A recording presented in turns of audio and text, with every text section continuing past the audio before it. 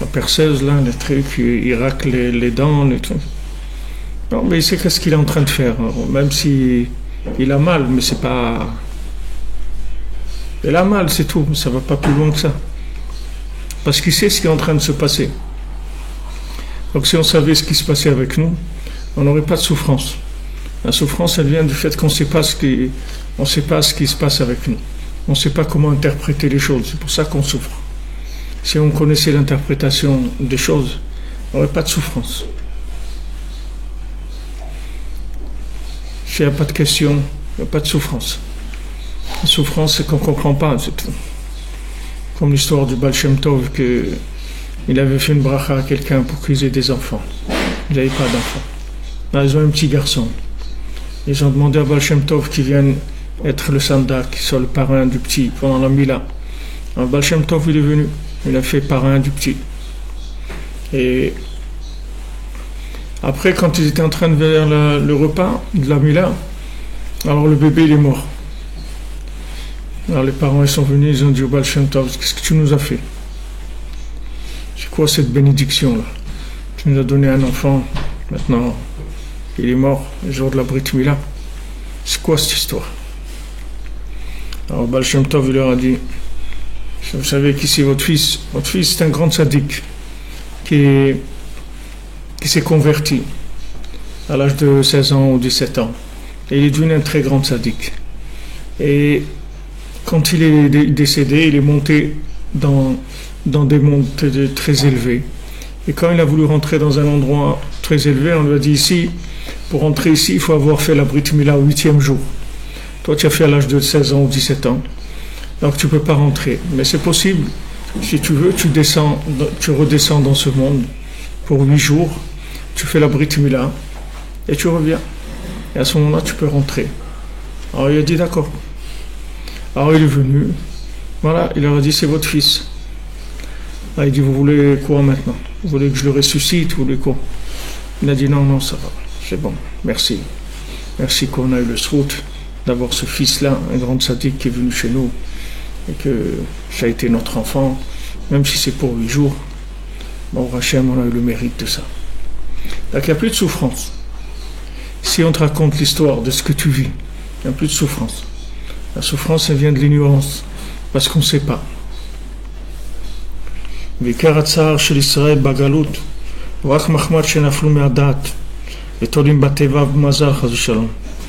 Toute la souffrance du Ham Israël dans l'exil, c'est parce qu'ils font dépendre les choses des lois naturelles et du mazal, du shalom. Ils pensent qu'il y a des lois, il y a des mazalot, il y a des lois qui sont des lois des forces astrales. C'est vrai, voilà, maintenant c'est le mazal de bélier ou le mazal de ça. Alors, ça c'est aussi une apparence des choses. Il y a des mazalotes, il y a des lois naturelles. C'est des apparences. Mais en fait, il n'y a pas de loi naturelle. À cause de ça, il y a de la souffrance, parce qu'il y a des lois naturelles. Et ça, c'est parce qu'ils sont parmi les idolâtres et ils ont appris à force de fréquenter des gens qui sont des idolâtres. Alors ça influence, ça fait que la personne elle commence à penser comme eux, à voir les choses comme eux. Ou Béhémet Israël le Mala Meateva. Mais Béhémet le Ham Israël, il est au-dessus des lois naturelles. Maintenant, quand il faute, alors il tombe dans les lois naturelles. Parce que maintenant, si quand il fautait, il restait dans le niveau où ils étaient de rapport avec Hachem, alors ça entraînerait beaucoup de rigueur. Donc Hachem, qu'est-ce qu'il fait?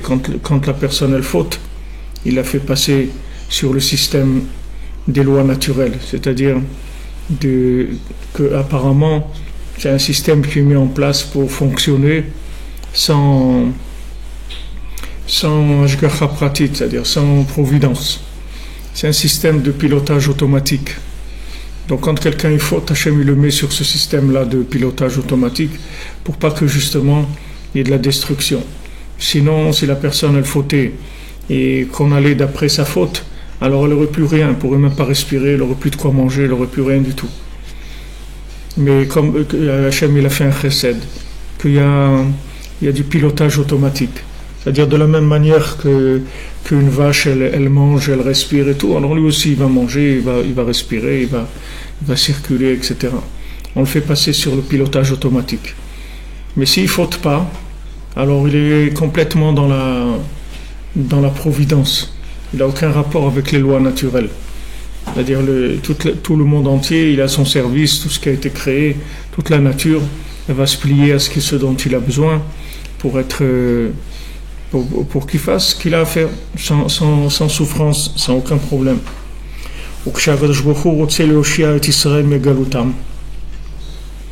Maintenant, quand Akadosh Baruch Hu veut délivrer le peuple juif de l'exil, alors il amène sur eux de la providence du bout du monde. Ça veut dire du bout du monde, c'est-à-dire de la fin. Il va amener la providence qu'il va y avoir à la fin. À la fin va bien se terminer. Hachem, il va bien terminer le monde. Donc la fin, ça va être une bonne fin. Ça va être une belle fin. Rabbi Nachman, il va réparer le monde complètement. Et la fin, elle va être magnifique. Tout le monde va être réparé. Ça va être extraordinaire. Donc maintenant, quand Akadosh Baruch Hu veut délivrer quelqu'un, alors il amène la providence de ce moment-là, de la fin. Il l'amène au moment où la personne elle se trouve, là où elle se trouve. Qu'il est atid d'idbater la telava le gamri. Parce que dans le futur, il n'y aura plus de teva du tout. Les lois naturelles, elles n'existeront plus du tout. Elles seront complètement annulées. Velo il ira kashvacha levad. Il n'y aura que de la providence, c'est tout. Il n'y aura pas du tout de loi naturelle. Il n'y aura aucune loi naturelle. C'est-à-dire que chacun, il vivra en connexion complète avec Hachem et il aura tout ce dont il a besoin, tout ce par rapport à uniquement la connexion. Comme je katouv, ki hashamaim ki hasham nimlachu. Parce que comme c'est écrit dans Ishaïa, que les cieux comme de la fumée ils vont partir. C'est-à-dire qu'il y aura complètement une annulation des lois naturelles qui vont d'après le système des mazalot, c'est-à-dire d'après le système astral. Le système astral, il n'aura plus du tout d'influence sur l'individu. Hachem, il va supprimer le pouvoir du système astral par rapport à l'homme. C'est-à-dire on n'aura plus affaire aux lois, aux astres. Maintenant, aujourd'hui, quand on est en accord avec Hachem, quand on est branché sur Hachem, alors on vit avec la providence. Et quand on faute, alors on passe sur le système des mazalot, c'est sur le système astral. Il y a les deux, mais quand on va arriver à la fin, il n'y aura plus la possibilité de fauter, parce qu'il n'y aura plus de libre arbitre, parce que la vérité deviendra évidente. Il n'y aura plus du tout de libre arbitre de fauter, quelque chose qui n'existera plus.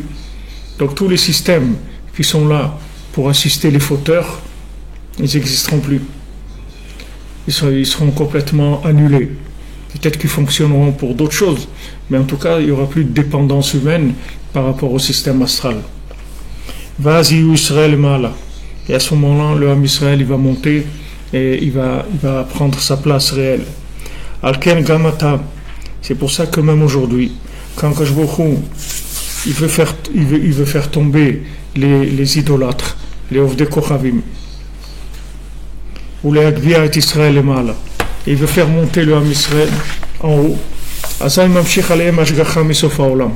Alors Akadosh Baruch Hu, il amène de la providence de la fin du monde, de la fin des temps. Il prend de cette période-là qu'il va y avoir à la fin, alors il prend de là et il amène maintenant. Chez Az lo yera kashgacha, que à la fin, il n'y aura que de l'ashgacha, c'est tout. Il n'y aura rien d'autre.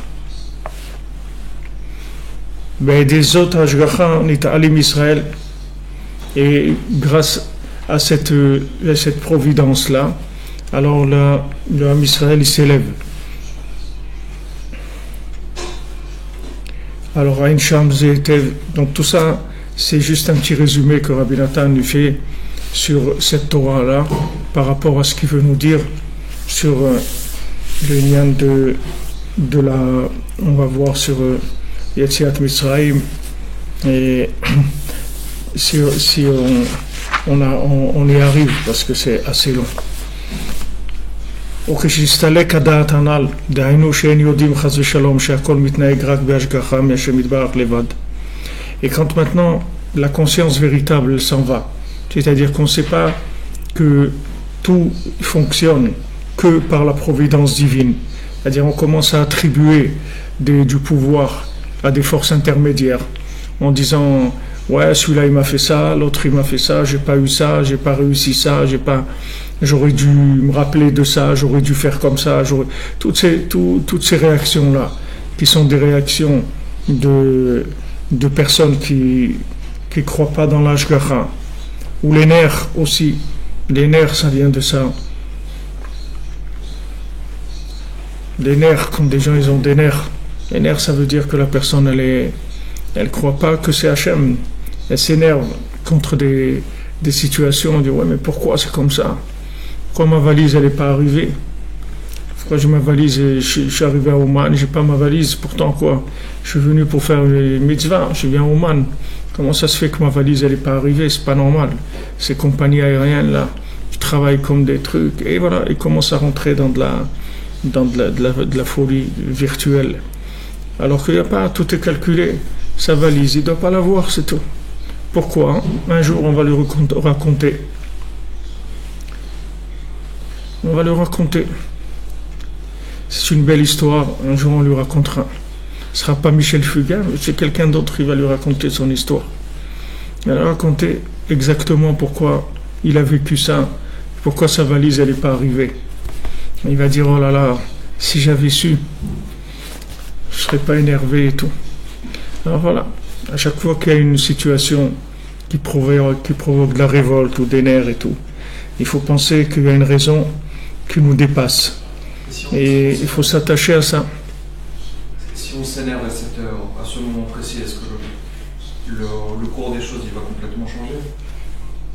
Ben, je ne sais pas si le cours des choses il va changer, mais si tu t'énerves pas, alors ça veut dire que tu sais que c'est Hachem qui est derrière ça. Ça ne change rien le cours des choses, même si le cours des choses il reste comme il est. C'est pas important. Ce qui est important, c'est comment tu encaisses le ballon, comment tu prends le ballon, c'est ça qui compte. Comment tu reçois la chose. C'est ça qui compte. Si tu le reçois comme il faut, alors tu te trouves dans la providence, même si les choses elles sont comme elles sont. Mais si tu sais que ça, c'est la volonté d'Hachem pour ton bien et pour le bien de l'humanité entière, tu n'as aucun problème du tout. Tu n'as aucun problème. C'est ta place, c'est ton poste de travail, c'est tout. Peut-être même retrouver la valise après coup. Hein? Peut-être même retrouver la valise après coup. Ouais, tu vas retrouver la valise, tu vas pas la retrouver, c'est pas important, ça n'a aucune importance. Ça n'a aucune importance. Si tu sais que ta vie, elle est entièrement dépendante d'Hachem, et que le maasé, tu peux rien faire dans ce monde que prier, c'est tout ce que tu peux faire, et que tu veuilles ou pas, tu es dépendant. Maintenant, si tu fais faire semblant que tu fais quelque chose, alors tu peux faire semblant si tu veux. Non, parce que vous avez dit juste avant, je m'excuse, parce que vous avez dit juste avant, dans l'Akdama, que si on n'est pas avec la providence divine, on est avec le système des Mazalot. Oui. Alors, c'est pour ça que je demandais si quelque chose a changé. Ça peut changer, mais c'est l'Abdafka. Ça dépend. La chose, elle peut rester dans sa manifestation, elle peut rester la même. Ça dépend à qui tu l'attribues, c'est tout. Tu peux attribuer tu peux attribuer ta réussite à ton intelligence, à tes capacités, etc. Tu peux attribuer ta réussite à Hachem. Hachem, il m'a fait réussir, pourquoi? Je ne sais pas. Hachem, il m'a fait échouer, pourquoi? Je ne sais pas. C'est sa volonté, c'est tout. Mais la situation peut rester la même. C'est pas obligé que parce que tu as la Emouna, alors la chose, elle va devenir automatiquement bien. La chose, elle est bien, De toute façon, n'importe comment c'est bien. Seulement, si maintenant tu sais que c'est bien parce que tu crois dans Hachem, alors voilà, tu vis ton histoire, c'est tout. Tu vis ton histoire. Tu es sur un bateau, des fois il y a de la tempête, des fois il fait beau. Rabbi Nathan, quand il était en Eretz Israël, le voyage de Rabbi Nathan en Eretz Israël, il est mémoire à Nat. Vous voyez, Rabbi Nathan, il prend le bateau de Alexandrie jusqu'à Sidon en Eretz Israël. Et voilà, il y a une tempête. Pendant 2 ou 3 jours, le bateau il se penche sur le côté, il y a de l'eau qui rentre, et même dans leur cabine en bas, des trucs. Qu'est-ce qu'il peut faire? Prie Hachem, voilà, regarde. On veut arriver en Eretz Israël, on veut arriver en entier, etc. Et pitié de nous. C'est tout, mais il n'y a pas de pourquoi. Il n'y a pas de révolte. Ça veut pas dire qu'il n'y a pas de souffrance. Il n'y a pas de révolte. On peut souffrir, mais on ne se révolte pas.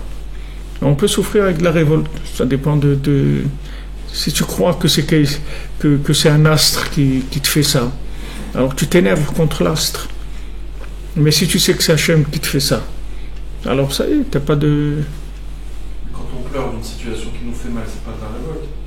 Non, la souffrance, la douleur, c'est pas de la révolte. Ces gens-là qui ont eu ce petit bébé, même si c'est un tzaddik, maintenant il est mort, j'étais sûr qu'ils ont pleuré.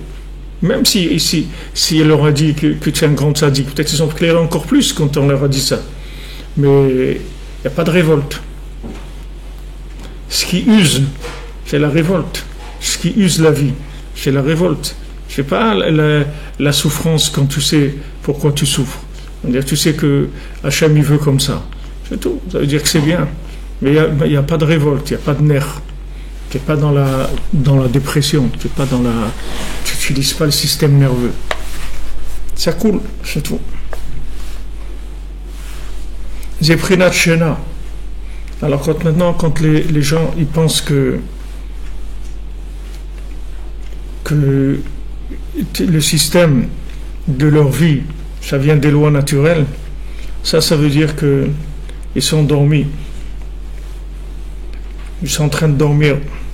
Prinat Roshech Laila, c'est-à-dire ils sont dans l'obscurité de la nuit. Ki Kara Or Yom ou Prinat Da'at Kamova. Parce que la lumière du jour, c'est la conscience véritable, c'est l'évidence. Quand il y a de la lumière, les choses elles sont évidentes. Quand il y a l'obscurité, on voit rien. Tout est noir. On voit rien. On ne peut pas faire une différence entre une pierre, un arbre, un truc, on voit rien. Pas de lumière. Quand il y a la lumière, il y a de l'évidence. Parce que la lumière, c'est que Hachem, si on peut dire ainsi. Prinat Hachem Ori Veish'i. Comme on dit Hachem, c'est ma lumière et c'est ma délivrance. Prinat. Et l'Hachem va y être là nous. Écrit c'est Hachem. On croit dans Hachem. Hachem il nous éclaire. Zeikar Or Hashemesh. Et ça c'est le principal de la lumière du soleil. La lumière du soleil, elle vient de la lumière d'Hachem, c'est-à-dire de la conscience de l'évidence que c'est Hachem qui conduit le monde. Ki shemesh umagen Hachem tsevakot. Parce que comme c'est écrit dans Téléilim que Hachem, il est shemesh umagen.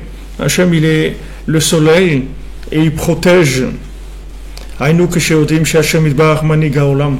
C'est-à-dire quand on sait que c'est Hachem qui conduit le monde, Bashgacha Levad, uniquement par la providence, Zeikara Or. Ça c'est le principal de la lumière. Il y a des gens qui souffrent. Ça ne veut pas dire que c'est pas une partie de plaisir. On souffre, il y a des gens qui souffrent. Ils sont seuls, ils souffrent, ils sont malades, des douleurs terribles. Voilà notre ami David Ben Mesoda Cohen, qui est refouach lema. Ils souffrent, les gens. Ils souffrent. Sandrine, Badjakri, ils souffrent les gens. Ils sont malades, ils souffrent. Il y a de la souffrance. Mais si je sais que c'est Hachem, il n'y a plus de souffrance dans la tête. Il y a les souffrances du corps, c'est tout. Il n'y a plus de souffrance dans la tête. Il n'y a pas de question. Pourquoi mon voisin, lui, il peut aller faire du jogging et moi je suis collé dans un lit? Pourquoi, voilà, il y a quelqu'un, c'est un assassin, c'est un voleur, et il est en bonne santé, et il est riche et tout. Et moi, j'ai des problèmes et des trucs. Pourquoi? Tous ces problèmes de pourquoi-là, ils n'existent plus. Et quand il n'y a pas de pourquoi, il n'y a pas d'usure. On ne s'use pas. Même si on souffre, mais on ne s'use pas. Si use, c'est l'opposition. C'est ça qui use. C'est quand tu n'acceptes pas et tu as des questions. Alors tu es en opposition par rapport à ce qui t'arrive dans ta vie. Pourquoi je veux rentrer en Eretz Israël, ils ne me laissent pas rentrer à la frontière. Ils me disent voilà, dégage. Mais attends, je suis venu pour Hachem, pour la Torah, pour truc. Dégage. On ne veut pas de toi. Mais pourquoi? Il n'y a pas de pourquoi. On y va. Là-bas, tu veux pas? Ok, ça veut dire que je vais arriver par un autre chemin. Pas comme ci, comme ça. Après, tu vois des miracles, tu vois. Et celui qui s'énerve, il va maudire les trucs, il va rentrer chez lui, il va créer un parti anti-sioniste, et il va comment faire des trucs, c'est tout. Parce qu'il est énervé, il est très énervé. Mais celui qui accepte, qui sait que c'est Hachem, alors il dit voilà, maintenant c'est pas le moment, c'est pas comme ça, je vais venir par un autre chemin qui va être beaucoup plus grand, beaucoup mieux, avec beaucoup plus de choses, etc. Voilà, les choses, ça devient une autre vie complètement. C'est ça le Icard de la souffrance, c'est l'incompréhension. C'est ça qui fait souffrir le plus. C'est pas la douleur elle-même. La douleur physique, c'est une chose. L'incapacité physique, c'est une chose. La maladie physique, c'est une chose. Mais la douleur mentale de pourquoi ça m'arrive ça c'est le pire. Ça, c'est la partie qui fait le plus mal de tout, c'est ça. Pourquoi celui-là, il se marie, moi je ne me marie pas? Pourquoi celui-là, il a des enfants, moi j'en ai pas? Pourquoi celui-là, il a de l'argent, moi j'en ai pas? Pourquoi celui-là, il a en Eretz Israël et moi non? Pourquoi l'autre, il a du Shalom Bayit, moi j'en ai pas? Pourquoi si... Toutes ces questions-là, c'est ça qui use la vie de la personne. C'est pas la souffrance elle-même. Si maintenant la souffrance, il sait que c'est une intervention d'Hachem, comme une intervention d'un dentiste, quand on vous dit qu'il est en train de le soigner et tout, pour que justement il est pas mal et tout. Ça va, il a mal, mais ça va, ça va passer, c'est pas. Mais quand il y a des questions, ces questions elles restent et ça crée de la révolte dans la personne. Et ça crée des nerfs, de l'opposition. C'est de la Avodazara après. Ça devient Avodazara mamash.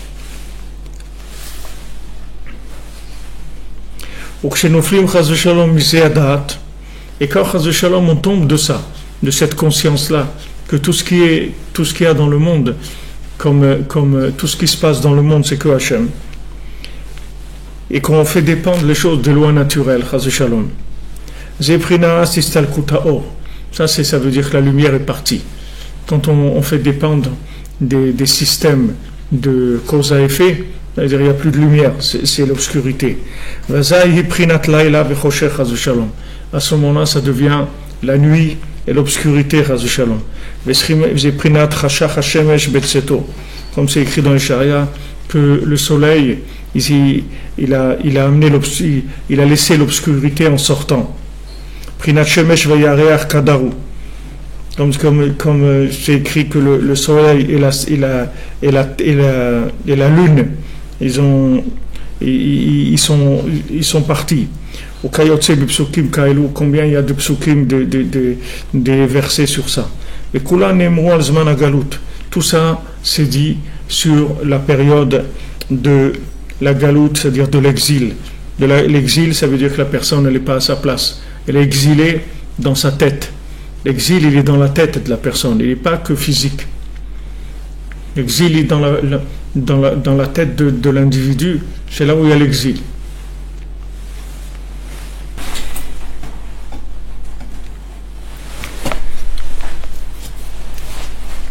Alors, je m'excuse, là, il y a une interruption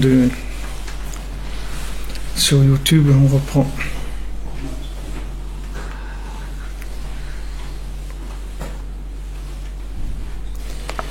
Donc, tous ces versets qui parlent de l'obscurité, de la lumière et de l'obscurité, ils ont été dits sur l'exil. L'exil, ça veut dire que maintenant, la personne, elle n'arrive pas à être consciente que la situation qu'elle est en train de vivre, elle est voulue par Hachem. C'est-à-dire qu'elle ne reste pas connectée avec Hachem, elle se laisse emporter dans la cause à effet. C'est-à-dire qu'elle commence à réagir dans une lutte avec les lois naturelles. Parce que quand on est dans l'exil, c'est comme si la lumière du soleil, elle s'était obscurcie. Parce que l'exil, il est comparé à la nuit. Comme c'est expliqué dans l'explication de Rashi, que quand on se trouve en exil, c'est-à-dire qu'on fait dépendre des choses, des lois naturelles, et à ce moment-là, le soleil, il est obscur, il a laissé l'obscurité en sortant.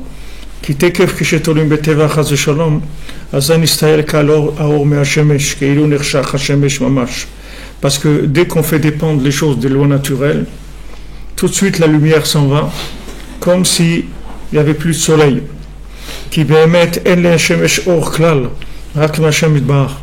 Parce que le soleil, il n'a aucune lumière du tout. La lumière du soleil ne vient que de Hachem, c'est tout.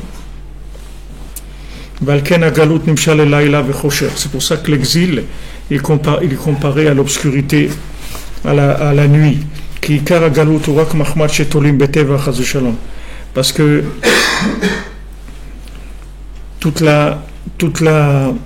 l'exil, c'est parce qu'on fait dépendre les choses des lois naturelles. À ce moment-là, c'est la nuit, l'obscurité, la disparition de la lumière. Et ça, c'est le sommeil, le fait que maintenant la conscience s'en va. Et maintenant, de savoir que tout vient d'Hachem, ça c'est la lumière. C'est ça ce qui est principalement la lumière. C'est-à-dire, quand je sais que les choses viennent d'Hachem, alors je vois clair. Sinon, c'est de l'obscurité. C'est pour ça que au moment où quelqu'un il va dormir, il dort, alors il y a le côté de l'impureté qui règne sur la personne. Et principalement sur les mains, comme c'est écrit dans le Zohar. Pourquoi principalement sur les mains? Parce que les mains, c'est elles qui quand on utilise les mains, ça veut dire qu'on croit dans les lois naturelles. C'est-à-dire que Yadaim Yedé Esav, c'est-à-dire les mains, c'est les mains de Esav. C'est-à-dire que Esav, il utilise ses mains. C'est la manipulation des énergies naturelles, des lois naturelles, manipuler avec les mains, essayer d'arranger les choses avec les mains. Ne pas essayer de vivre les choses avec la Emouna, mais essayer de les arranger avec ses mains. C'est pour ça que quand on dort, c'est-à-dire qu'il n'y a pas la conscience de la vie, alors toute l'emprise de l'impureté, elle va venir sur les mains.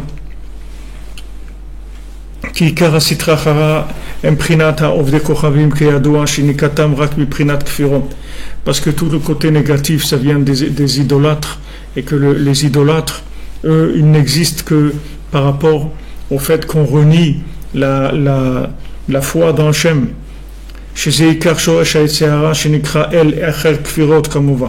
Que toute la racine du mauvais penchant, ça vient justement du fait qu'il y a de l'hérésie, ça vient du fait qu'on ne croit pas dans Hachem. C'est ça qui amène tout le mal. Qu'on fait dépendre les choses des lois naturelles, c'est ça qui amène toute la force, qui donne la force au Yetzer Hara. Et tous les idolâtres, ils profitent de ça, c'est-à-dire ils vivent de ça, ils s'alimentent, ils se glissent en intermédiaire, ils se glissent au milieu dans le vide qu'il y a entre l'individu et Hachem.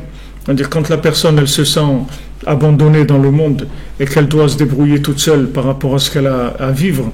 Alors dans ce vide-là, il y a des gens qui vont venir, des agents du côté négatif et qui vont se placer comme personnes qui peuvent régler le problème. De dire oui, on va vous aider à régler ça, on va vous aider à arranger telle chose, vous allez vous sentir mieux, tout va bien, ça va aller bien, etc. Dès que maintenant il y a une déconnexion de la Emouna, c'est-à-dire du moment où on ne sait pas que c'est Hachem qui nous envoie telle chose, telle épreuve qu'on a, alors il y a des agents qui viennent et c'est leur métier, ils vivent de ça. Comme il y a des agents d'affaires, maintenant qu'il y a Internet, il y a beaucoup d'agents d'affaires qui ont disparu. Parce que maintenant tu vas acheter quelque chose, tu peux acheter quelque chose sur Amazon, tu peux acheter quelque chose en Chine ou n'importe quoi. Avant, qui est-ce qui pouvait acheter une boîte de stylos en Chine? Il ne peut pas. Alors il y a quelqu'un qui vient et il se met entre la Chine et toi. Et il te dit voilà, tu veux des stylos? Ouais. De Chine, pas de problème, moi je t'amène des stylos de Chine. Et voilà, ça coûte tant. Pourquoi ça coûte tant? Parce que lui, il s'est mis au milieu, dans le vide, le fait que toi tu n'es pas connecté avec la Chine. Alors ça fait que lui, il va profiter de ça. Et il va se présenter comme agent et il va prendre son bénéfice de ça. Donc la Sitra Achara, qu'est-ce qu'elle fait? Dès que maintenant tu n'as pas la Emouna, que ce que tu vis, ça vient d'Hachem, elle se glisse là, elle s'installe. Et tu dis, ouais, tu vas faire comme ça, celui-là il t'a fait ça, tu vas le frapper, tu vas lui parler, tu vas lui faire ça, tu vas prendre des avocats, tu vas lui rentrer dedans, tu vas lui faire ça, tu vas lui faire l'autre. Et voilà, il s'installe. Et il manipule le monde. Parce qu'il profite du vide, du manque de connexion. Mais celui qui est connecté, il n'y a pas des agents, il commente en direct, il a besoin de quelque chose. Il commente, c'est tout. Ce qu'il a, il sait que ça vient d'Hachem. Il y a un problème, il parle avec Hachem, c'est tout. Et si même après il utilise les lois naturelles, les systèmes naturels, mais c'est pas du tout la même chose. C'est pas du tout la même chose. Quelqu'un il prend un médicament pour soigner. Si maintenant il croit que c'est le médicament qui va le soigner, alors le médicament il va pas le soigner. Mais s'il croit que c'est Hachem qui va le soigner, et maintenant Hachem il se manifeste à lui par le médicament, alors pas de problème. Le médicament, il va le soigner. Mais ce n'est pas le médicament qu'il soigne, c'est Hachem qui le soigne à travers le médicament, comme Hachem il l'éclaire à travers le soleil, comme Hachem il le fait vivre dans ce monde, dans un corps. Mais que c'est l'âme qui vit dans le corps. Toutes ces choses-là, c'est uniquement une question d'Emouna.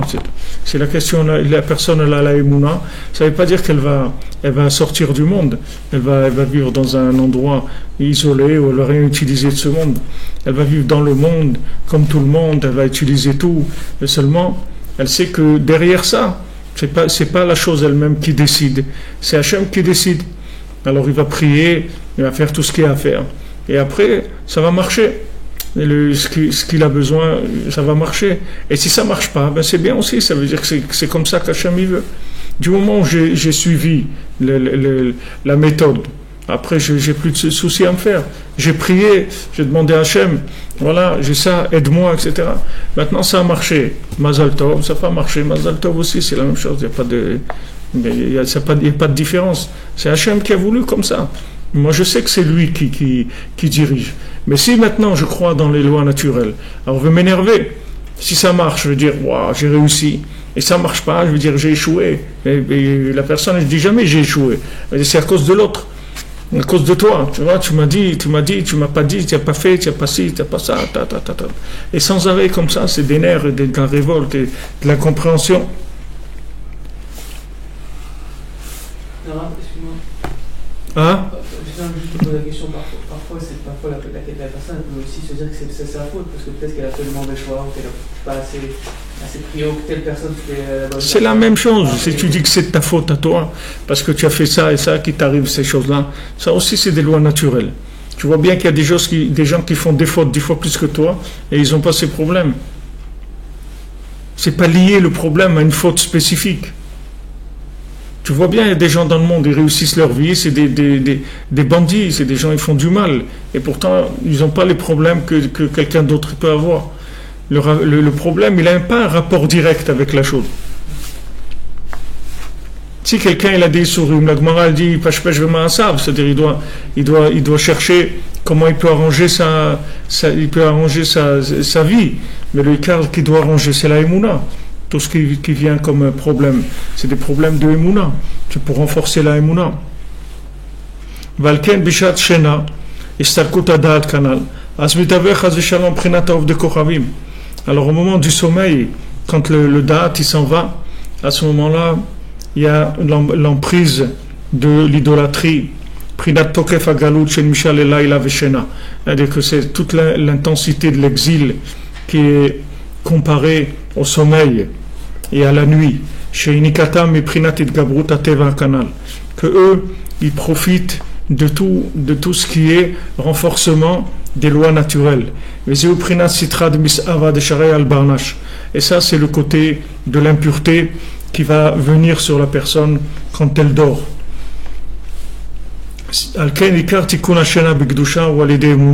C'est pour ça que si quelqu'un veut dormir dans la pureté, c'est par la Emouna, comme c'est écrit dans les paroles de nos sages, que au moment où on va rentrer dans le sommeil, c'est-à-dire quand maintenant la personne elle voit qu'elle rentre dans le sommeil, ça veut dire quoi? Chez Da'atom et Boulbal, que sa tête elle est troublée, c'est-à-dire il ne sait pas où il est. Veno Beshlemut, il a la tête qui fonctionne pas, il comprend pas très très bien ce qui se passe avec lui. Veno Yecholeda ou Lehavin she'akol b'ashgachat Hashem yitbarach. Il n'arrive pas à savoir et à comprendre que tout vient d'Hachem seulement. Comme maintenant, quand on se trouve dans l'exil parmi les idolâtres, que cette situation ressemble à la nuit, à l'obscurité. Que maintenant, tout le côté des lois naturelles se renforce dans le monde. Alors chaque Ben Israël, il doit jeter complètement sa tête et se renforcer uniquement dans la Emouna. Il doit jeter complètement la compréhension. Il ne faut pas qu'il essaye de comprendre parce que ça va devenir de moins en moins compréhensible ce monde. Il va aller de plus en plus vers l'incompréhension totale, que ce soit l'incompréhension par rapport à lui-même, que l'incompréhension par rapport aux autres, par rapport à ce qui se passe dans le monde, par rapport à son entourage, par rapport à lui-même. Il va avoir des réactions qui sont de moins en moins logiques. C'est-à-dire qu'il va avoir de moins en moins de capacité d'analyser les choses. La amin b'emuna shlema, d'avoir une emuna complète, she'akol b'ashgachat levad ve'en shum teva ba'olam klal, de savoir que tout c'est de la providence et qu'il n'y a aucune loi naturelle du tout. Puisque maintenant on arrive à la fin et qu'à la fin ça va être tout on va vivre que avec la providence. D'accord? Il a dit que la fin c'est que la providence. Donc plus on s'approche de la fin, plus les lois naturelles vont disparaître. Comment elles vont disparaître? Par le fait qu'on va plus rien comprendre, alors ça va disparaître. Et si on ne comprend plus rien, la sitra hara elle disparaît, il n'y a plus d'emprise. D'où elle vient la sitra hara? La sitra hara elle vient du fait que maintenant tu comprends des choses.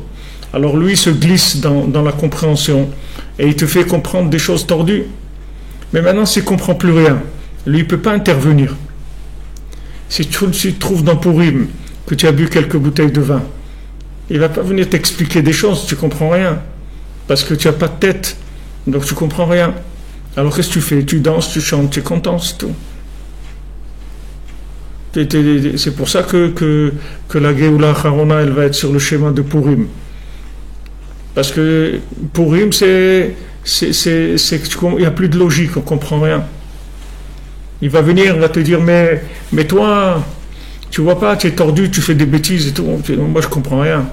Moi, je sais qu'Hachem il m'aime beaucoup et c'est tout. Le reste, je comprends rien. Il dit, mais attends, mais il y a quand même, il y a des choses qui sont, il y a de la logique quand même.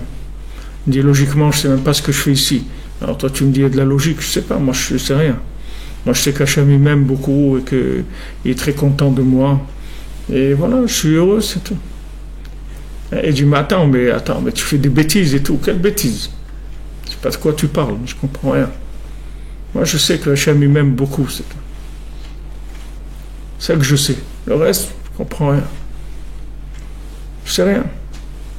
Alors maintenant, après, quand tu comprends rien, on ne peut pas parler avec toi. On va dire, celui-là, on ne peut pas parler avec lui, il ne comprend rien. Alors vous savez, c'est ça, il te laisse tranquille. Après un malheur qui s'en va, il te laisse tranquille. Il voit qu'il n'y a pas à discuter avec toi. Il ne peut pas t'embrouiller. Il peut t'embarquer dans ses plans de loi naturelle. Alors, il te laisse tranquille, il s'en va. Il voit qu'il n'y a pas de client. Il s'en va. C'est comme ça que la Sitrachara, elle va partir. C'est pas qu'elle va partir parce qu'on va la frapper ni rien. On va pas la frapper. Elle va aller au chômage, c'est tout. Elle va aller, tu vas voir Pôle emploi là-bas, elle va se remplir complètement. Il dit quelqu'un, il est venu travailler. Il est venu à Pôle emploi, il demande du travail et tout. Maintenant, ça faisait 10 ans qu'il est au chômage. Il dit, bon, maintenant je veux devenir honnête et tout, je veux travailler, tout ça. Alors il lui dit, voilà, je vous propose un travail, vous allez travailler chez quelqu'un de très riche, vous allez travailler 2 heures par jour, il va vous donner 20 000 euros par mois. Wow. Alors il dit, mais attendez, c'est pas possible, vous vous moquez de moi. Et il dit, vous vous moquez pas de moi quand vous dites que vous voulez travailler. C'est la même chose. C'est-à-dire, de quoi tu parles? De quoi tu parles? Je sais pas de quoi tu parles. C'est pas sérieux. Alors maintenant, l'intermédiaire, il va disparaître complètement parce que il n'a plus rien à te vendre. Lui, il veut te vendre de la cause à effet. Du moment où tu es sorti de ça, que tu comprends plus rien. Tant que tu crois que tu comprends quelque chose, alors tu vas faire. Ouais, il faut faire comme ça, il faut faire comme ça. Donc on va améliorer ça, on va travailler sur ça. Mais quand tu vois que tu comprends rien, tu laisses tomber. Quand tu vois que tu fais des sondages et tout, et dans les sondages, tu ne crois pas que Trump il va passer. Tu dis, c'est sûr qu'il ne va pas passer. Maintenant, tu vois que c'est Trump qui est passé. Tous les sondages, ils disaient qu'il allait perdre. Donc les sondages, ils ne servent à rien. Donc il va aller au chômage, c'est tout. Il va disparaître. Celui qui fait les sondages, l'IFOP, tous ces trucs-là, ils vont disparaître. Puisque ça ne marche pas. Avant, pourquoi ça, c'était... Parce qu'ils utilisaient les lois naturelles. C'est-à-dire qu'il y avait une certaine logique, que les choses, on pouvait un petit peu comprendre les miracles, un petit peu. Mais maintenant que tu comprends rien, que tu vois que tu peux pas prévoir la réaction des gens. Tu prends maintenant, avant ils prenaient un exemple de 200 personnes ou 500 personnes, ils voient comment ils réagissent. Avec ça, ils construisent toute une sorte de théorie, voilà, ça, etc. Mais maintenant, si maintenant tous ces sondages-là, ils se sont trompés, donc ça veut dire que ces sondages-là, ils ne valent plus rien. Donc ils vont fermer ces sondages. Donc tu vois, comme ça, tout ça va disparaître comme ça. Tout va disparaître. Tous les intermédiaires, ils vont disparaître parce qu'ils ne sont plus capables de gérer logiquement les choses. Donc ils vont disparaître d'eux-mêmes. C'est pas on va pas les détruire. Ils vont disparaître d'eux-mêmes. Et ça vient du fait que Hachem, il amène de plus en plus la lumière de la fin. La lumière de la fin, que tout est complètement de la providence, c'est tout. Et que nous, on ne sait pas si c'est Trump, si c'est celui-là, si c'est l'autre, c'est Mark Kartner ou Macintosh, on ne sait pas ce qui va passer. On ne sait pas. Nous, on dit, voilà, Hachem, mets-nous quelqu'un de bien, qui s'occupe bien de nous, c'est tout, qui ne fasse pas de bêtises, et c'est tout. C'est tout, on ne sait rien du tout.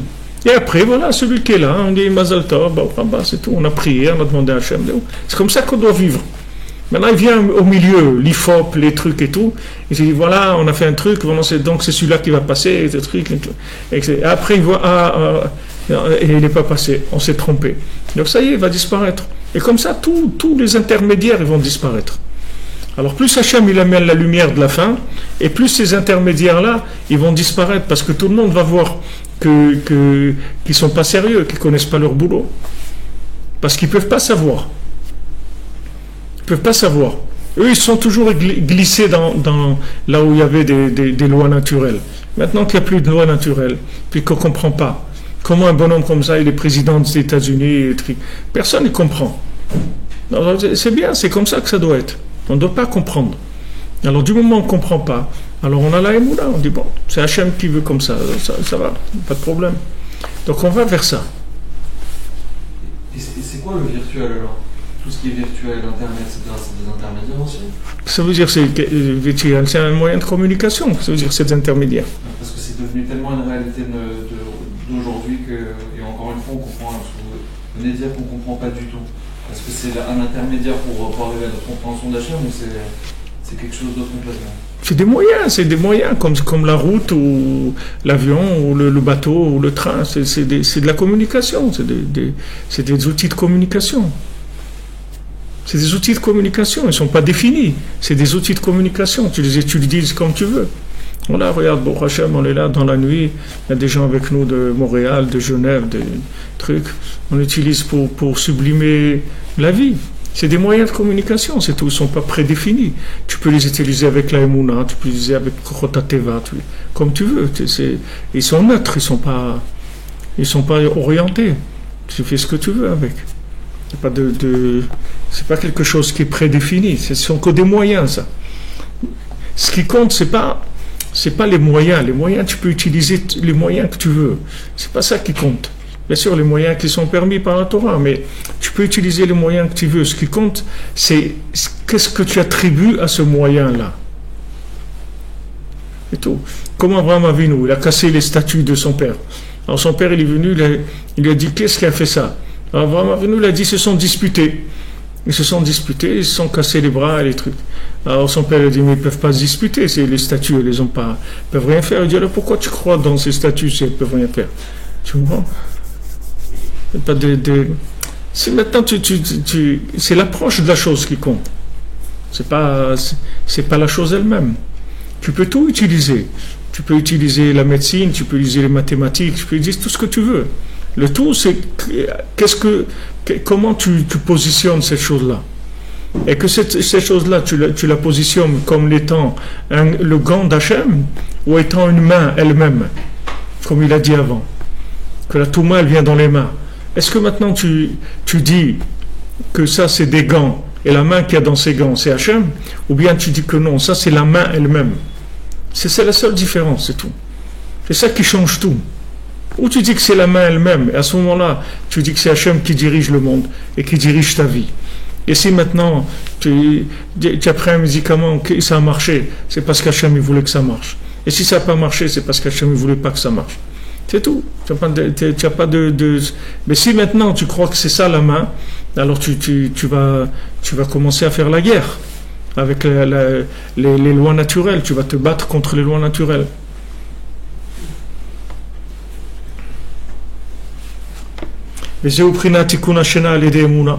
C'est ça le tikkun du sommeil par la foi.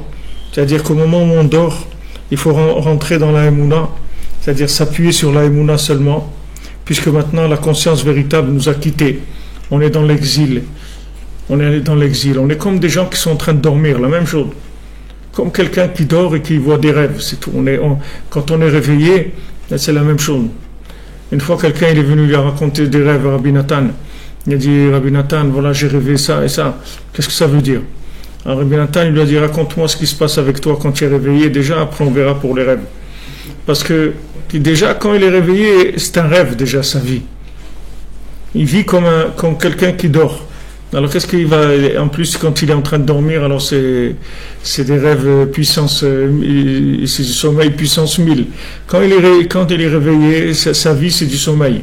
Tu veux maintenant que quand il dort, il ait des rêves prémonitoires et des trucs comme ça.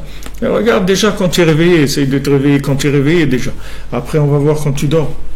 Alors maintenant, le nian, c'est quand tu es réveillé, d'être sommaire sur la Emouna, c'est-à-dire d'appuyer sur la Emouna. L'éveil, c'est la conscience d'Hachem. C'est ça, être réveillé. Comme maintenant qu'on est dans l'exil, on doit se renforcer tout le temps dans la Emouna seulement, puisque maintenant, la conscience véritable ne s'est pas révélée.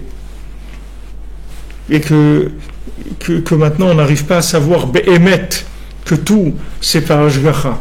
C'est-à-dire qu'on n'a pas une approche logique de ça. Que tout c'est dirigé par Hachem.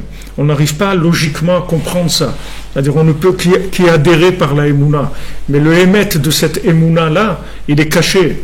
On n'a pas le Emet de cette Emouna. C'est-à-dire on peut avoir confiance dans Hachem, savoir que tout, c'est Hachem qui le dirige, mais c'est que de la Emouna. On ne peut pas avoir une explication sur ça. C'est-à-dire comment c'est Hachem qui fait ça. On ne peut pas avoir une explication logique. Après, tu vois. Après, tu peux voir des fois, tu peux comprendre que voilà ce qu'il y a eu, et en fait c'était un bienfait, c'était pour que ça soit comme ça, etc. Mais c'est pas toujours que tu vas voir les choses. Et même si tu les vois après, tu les vois pas avant, tu les vois pas pendant que tu es dans l'épreuve. Donc pendant que tu es dans l'épreuve ou avant, tu n'as que la émouna, c'est tout. Tu n'as pas la logique. Après, tu peux avoir des explications des fois, et c'est pas tout le temps. Tu peux rester avec des questions toute ta vie que tu n'as pas compris. Tu sais pas pourquoi c'est comme ça. Donc on doit complètement enlever sa logique et s'appuyer uniquement sur la émouna. Comme c'est écrit dans les psaumes, ta émouna, ta foi, elle est dans la nuit. Parce que la nuit, quand c'est le sommeil, quand c'est maintenant la conscience est partie, c'est-à-dire que les lois naturelles, la logique, elles vont attaquer. C'est-à-dire quand maintenant tu te trouves perdu dans l'obscurité, alors tu es beaucoup plus dépendant des lois naturelles. C'est-à-dire les lois naturelles vont venir, vont te proposer des choses, dire voilà, tu fais ça, ça va marcher, tu fais comme ci, tu fais comme ça. Ils essayent de placer leur jeu, justement parce que tu es perdu, parce que tu es déconnecté dans la émouna. Mais tu peux rien faire. Qu'est-ce que tu peux faire? Tu peux rien faire du tout. Comme dit Rabbi Nathan, quand il était là-bas à Alexandrie, qui devait prendre son bateau pour aller en Israël. Alors il y a quelqu'un qui est venu et qui s'est mis comme intermédiaire. Il s'est mis comme intermédiaire et qui lui a dit voilà, je vais vous trouver le bateau, etc. J'ai parlé avec le capitaine, mais il veut 60 tellers par personne. Non, il veut 60 tellers pour vous deux. Après, il vient et lui dit non, j'ai parlé avec lui, en fait, il veut 60 pour chacun. Et Rabbi Nathan, il dit, je vois qu'il me ment, je vois qu'il est en train de me rouler, mais je peux rien faire du tout. Parce que je sais pas parler, j'ai pas la langue. Je peux pas parler avec le capitaine, je peux parler avec personne. J'ai trouvé ce bonhomme-là qui sait parler. Voilà, je suis complètement dépendant. Je sais clairement qu'il me vole et je peux rien faire. Et je suis obligé de payer ce qu'il me dit de payer, c'est tout. Et après, il dit, Hachem, il a eu pitié de moi, qu'en fin de compte, il est revenu sur le premier truc et qu'on a payé que 60 pour les deux. Mais en fait, il dit, même c'est 60 pour les deux, je sais qu'il m'a volé, que c'est pas, que le capitaine, il n'a pas pris 60. Mais qu'est-ce que je peux faire? C'est-à-dire, je peux pas parler, je me trouve dans une situation où je suis obligé de vivre ça. Ce que je peux faire. Je ne peux rien faire du tout. Je suis obligé d'avoir la émouna, que c'est Hachem qui veut comme ça. Et c'est tout. Le principal, je vais arriver en Eretz Israël, c'est tout. Maintenant que ça soit 60 ou 30 ou 120, voilà. Je suis arrivé, c'est tout. Justement, vous avez dit au début que quand l'homme y faute, Hachem il nous fait passer sur un système de loi naturelle. De loi naturelle, parce que si après la faute, on devait rester à un niveau de communication supérieur, ça amènerait de la rigueur, oui. L'accusation, oui. Vous pouvez parler un peu de ça, parce que ça m'est arrivé plusieurs fois où j'étais justement dans une épreuve comme ça. Est-ce que je vais tomber dans les Kochot HaTeva ou est-ce que je reste dans la Emouna? Et je résistais, et la situation devenait de plus en plus rigoureuse. Oui. Et c'est quand, j'avais pas à contre-cœur, mais quand j'ai cédé un petit peu au niveau des Kochot HaTeva, mais sans y croire, que ça s'est débloqué, mais on a vu clairement que c'était la Hashgacha d'Hachem, quoi. Mais il a fallu que je cède un peu sur... Oui, parce que des fois, il y a des fois on te fait passer par de l'ajta de l'autre, tu dois faire certaines choses. Et tu ne peux pas entrer dans un niveau de mouna qui dépasse ton niveau. C'est-à-dire que tu ne peux pas dire je vais me soigner sans médicaments. Hachem il peut me soigner sans médicaments. Tu dois prendre le médicament et savoir que c'est Hachem qui te soigne. Mais tu es obligé de prendre le médicament, tu ne peux pas faire autrement. Et si maintenant tu lis, tu vois que Rabbi Nathan ne prenait pas de médicaments. Mais Rabbi Nathan, c'était Rabbi Nathan. Nous on n'est pas Rabbi Nathan. Tu regardes les Breslevers qu'il y avait, Rav Levi Yitzhak, Rav Shmuel Shapira, ils prenaient des médicaments, ils faisaient ce qu'il y avait à faire. Donc tu ne vas pas être plus que eux. Donc tu dis voilà, il y a ce qui est écrit, Et il y a la Torah orale. La Torah orale, elle me met à ma place. C'est tout. Je sais que je dois avoir une maïmouna, mais par rapport à où je me trouve. Je ne peux pas avoir une émouna d'un niveau qui dépasse ce que tu es, ton niveau de connexion. Ton niveau de connexion, il passe par les lois naturelles. Et dans ces lois naturelles, tu dois te connecter. C'est ça ton épreuve. Mais tu ne peux pas nier les lois naturelles. Si Adam Arishon il n'avait pas fauté, on n'aurait pas eu besoin de tout ça. Mais le fait qu'Adam Arishon il a fauté, on est obligé de passer par des systèmes de lois naturelles. Mais notre épreuve, c'est ça, c'est que, est-ce que maintenant, on croit dans ces lois naturelles ou on n'y croit pas, c'est tout. Est-ce qu'on croit que c'est, comme je vous ai dit, c'est la main ou le gant, c'est tout, c'est ça la différence. C'est pas que tu vas pas enlever tout. Il va dire, non, moi je veux que Hachem. Comme quelqu'un, on dit, il est en train de se noyer, on lui envoie une bouée, il dit, non, je veux Hachem qui me sauve. On lui envoie un bateau, non, je veux pas, je veux Hachem qui me sauve. Et après, il s'est noyé. Alors quand il est arrivé, on lui a dit, pourquoi tu t'es suicidé? Il dit, je ne suis pas suicidé, vous n'êtes pas venu me chercher. Il dit, mais on t'a envoyé une bouée? Il dit, non, moi je voulais Hachem. Il dit, mais la bouée, qu'est-ce qui te l'a envoyé? C'est Hachem qui te l'a envoyé, pourquoi tu ne prends pas la bouée? C'est-à-dire que ça dépend de l'approche de la chose, c'est tout. C'est pas que tu vas pas avoir un bonhomme qui est un extraterrestre, tu vas avoir un bonhomme normal. Mais seulement, dans cette norme-là, il est complètement branché sur autre chose. Dans la norme.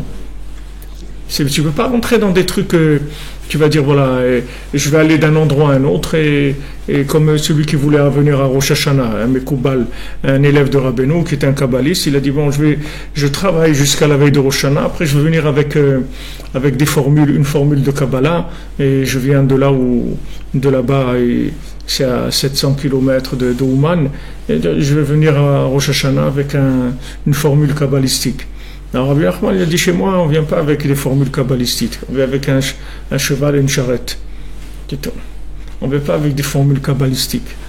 Tu comprends? C'est-à-dire, c'est tout. On prend un cheval et une charrette.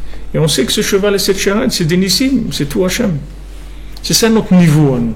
On ne peut pas prétendre à des niveaux de révélation qui sont au-delà de nos récipients de connexion.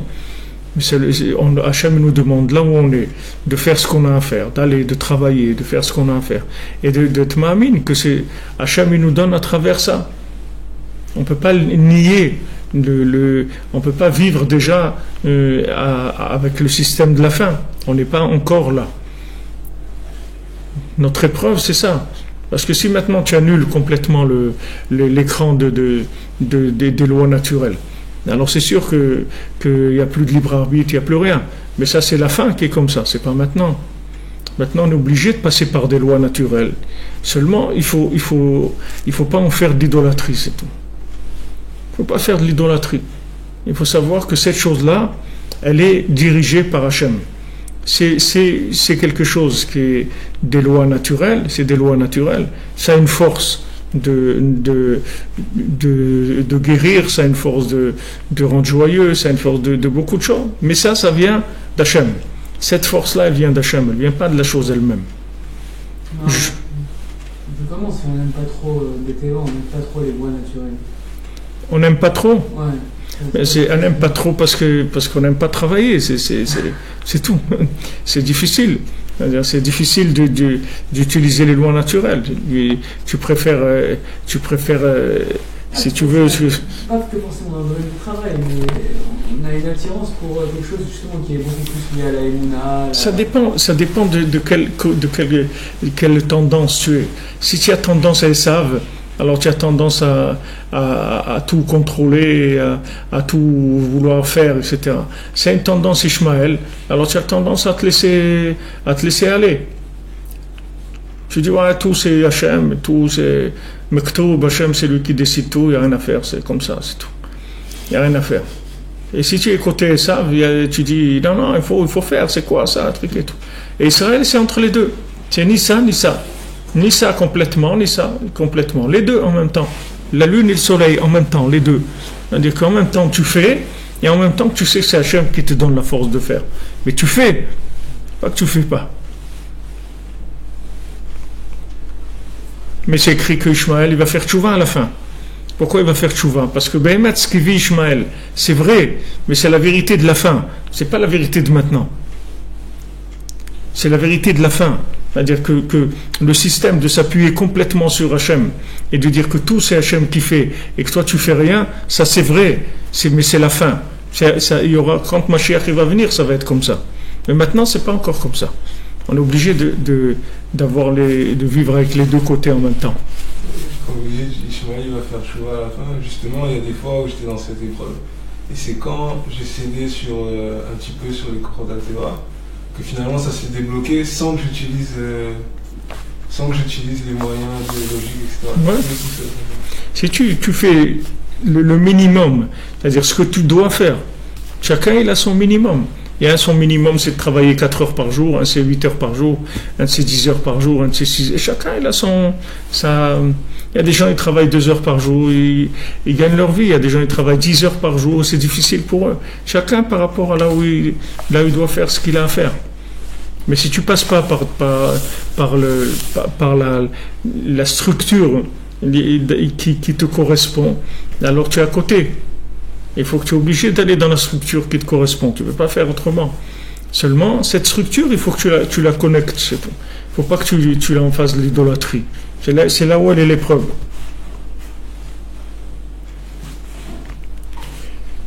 ומחמד שבלילה בשעת השינה הסתלקות הדעת מתגברת חוכמת הטבע חס ושלום שהוא בחינת חושר בבחינת ותרדמה נפלה לאברהם והנה אימה חשיכה comme c'est écrit dans Bereshit qu'il y a le sommeil très fort qui est tombé sur Abraham Avinu et voilà qu'il y avait une crainte de l'obscurité. Sheraou Tokef Agalut, qu'est-ce que c'est? C'est qu'Hachem lui a montré à Abraham Avinu. Regarde l'exil, comment il va être. Regarde le sommeil, l'exil, comment il va être. Comment la personne, elle va être exilée de la connexion avec Hachem, de la émouna dans Hachem. Haïnou Beshaat Shena, Vetardema Esakut Adat, c'est-à-dire au moment où on dort, où on se trouve complètement endormi par rapport à la conscience d'Hachem, alors à ce moment-là, tous les exils, ils se renforcent sur nous, que eux, ils profitent de ça.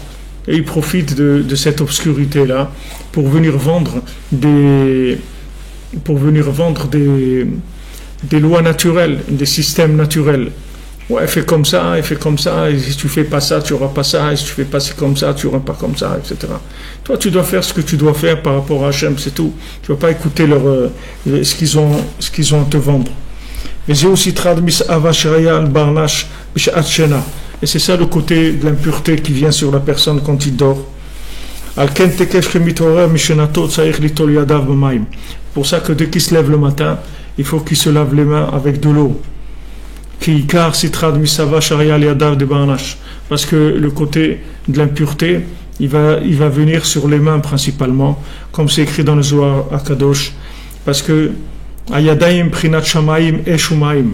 Parce que les mains, c'est le principe du ciel, c'est-à-dire du feu et de l'eau. Yad yamin ve yad smol, la main droite et la main gauche. Prinat ki essa el shamaim yadi, comme c'est écrit, je vais élever mes mains au ciel. Comme c'est écrit dans les paroles de Rabbeinu dans la Torah 56. Vesham ikar achizat asitracha. Et sur les mains, c'est là où toute la sitracha, elle va attaquer. Prinat chokhmat hateva, c'est-à-dire les lois naturelles. Prinat yadaim, qui sont les mains. Ki hem tolim b'ma'arechet hashamayim, shu prinat yadaim. Parce qu'ils font tout dépendre du système du ciel, c'est-à-dire du système astral qui est tout le principe des lois naturelles.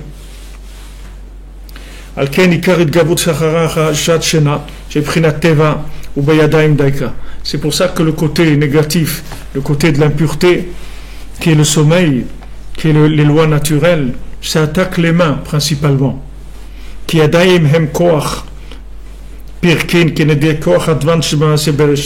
Parce que les mains, il y a 28 phalanges dans les mains. Comme les 28 lettres qu'il y a dans le Maaseh Bereshit. Dans le Maaseh Bereshit, il y a 28 lettres. Shebahem Nivreu Shamayim Va'aretz, qu'avec ces 28 lettres, le ciel et la terre, ils ont été créés. Prinat Afiyadi, Yazda Eretz Ve'imini Tiptra Shamayim. Comme c'est écrit dans Ishaïa, que mes mains, elles ont installé la terre, et ma droite, elle a placé le ciel. C'est pour ça que toute la façon de lutter contre le côté négatif, qui sont les idolâtres qu'il y a dans le monde, c'est-à-dire toutes les lois naturelles, qu'ils se renforcent sur ça, toute la façon de le repousser, c'est uniquement par les mains de Gdusha, chez Zochim Leharim Otam et la Da'at. Quand on élève les mains vers le Da'at, c'est-à-dire vers la conscience. C'est pour ça que quand on va manger, alors on lève les mains, quand on va se laver les mains pour manger, on lève les mains au niveau de la tête, avant de faire la bracha de Netilat Yadayim. On se lave les mains, après on les lève au niveau de la tête, pour dire que voilà, que les mains, on ne croit pas dans des mains de manipulation des lois naturelles, on croit dans des mains de connexion avec Hachem, pas des mains de lois naturelles. On croit que dans les mots mains, il y a le mot Emouna, que on a la Emouna, on fait avec les mains, mais on a la Emouna. C'est pas, on croit pas dans des mains qui sont complètement déconnectées d'Hachem. C'est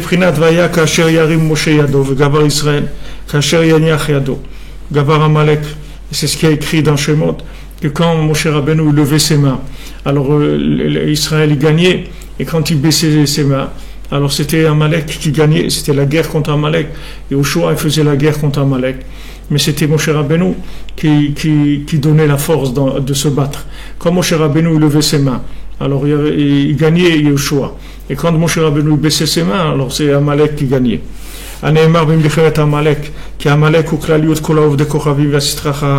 Parce qu'Amalek il inclut toutes les idolâtries, tout le côté négatif. Que Amalek c'est l'essence même du mal qu'il y a dans les nations. Amalek aya kofer baikar, et lui Amalek c'était un hérétique, c'est-à-dire qu'il niait complètement la présence divine. Il faisait tout dépendre des lois naturelles. Il disait ce monde-là, c'est que la guerre, c'est tout, c'est des lois naturelles. Et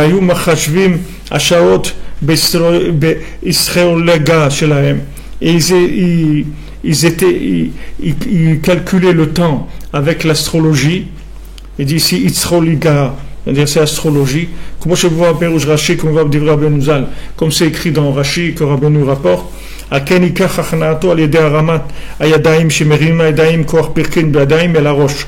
donc maintenant comment on le fait tomber? Par le fait qu'on lève les mains, les 28 phalanges des mains, on les relève vers la tête, comme c'est écrit Seou Dechem Kodesh. Comme on dit avant de faire la bracha de Netilat Yadayim, Seou Dechem Kodesh ou Baruch Hu et Hashem, on fait la bracha. Aïnou Shemagbi Mayadaim à la date, c'est-à-dire on lève les 28 phalanges des mains vers la conscience, les Dash et Akol Bashgachato Idbar, de savoir que tout c'est que de la providence divine. Qui Hashem Idbar Bara Akol, Hashem il a tout créé avec 28 lettres dans le Maaseh Bereshit, qui sont les 28, qui sont dans les 28 phalanges de nos mains, elles sont en rapport avec ces 28 mots de la création de Bereshit. Vazai Magbi Prinat Hashamayim. Et à ce moment-là, on élève le ciel, qui sont les mains, c'est-à-dire on élève toute la création qui peut être interprétée comme étant des lois naturelles. Les Shorsham Shebadat, on les élève vers leurs racines qui se trouvent dans la conscience d'Hachem, qui sont dans les 28 lettres de Bereshit. Qui a Kol Bara Hashem Idbara Bekoach Advan, parce que tout Hachem il a créé avec 28 lettres. Vous Mechaye Mekayem Hashameim Bekol Tsevaam Vaaretz. C'est Akadosh Baruch Hu qui maintient et qui fait vivre le ciel et la terre, Bashgachato Levad, uniquement avec sa providence. Ve'en shum teva ou ma'arechet hashamayim klal. Et il n'y a pas du tout de teva, il n'y a pas du tout de ma'arechet hashamayim, il n'y a pas de système solaire, il n'y a pas de système astral, du tout, ça n'existe pas. À ce moment-là, Amalek, il tombe complètement et tout le côté négatif, il tombe. Ça n'existe pas. Quand tu vois le gant des lois naturelles, tu peux pas dire que le gant il fait quelque chose. Le gant il fait rien du tout. S'il n'y a pas la main dedans, le gant il n'existe pas du tout. Le gant il a aucune existence de par lui-même. Bien que tu vois qu'il y a un gant, mais ce gant-là, si tu enlèves la main de là, c'est un morceau de chiffon, il n'y a rien du tout dedans. Si tu vois tout le système astral, tout ce que tu veux, toute l'astrologie, tous les Madame Soleil, tout ce que tu veux, si tu enlèves Hachem de ça, il n'y a rien. Il n'y a rien. Il n'y a rien du tout. Il n'y a que Hachem. Tous ces trucs-là, ils n'existent pas. Si tu enlèves Hachem, il n'y a rien.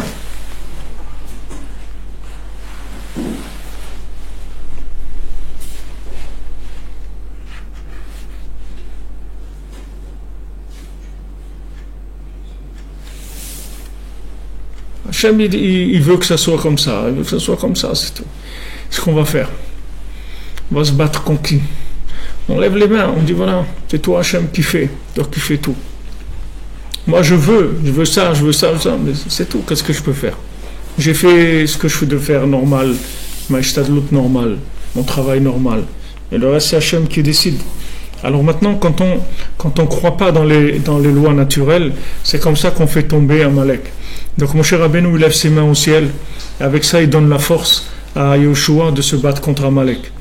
Donc celui qui est attaché à Moshe Rabbeinu, on dirait celui qui est attaché au tzaddik.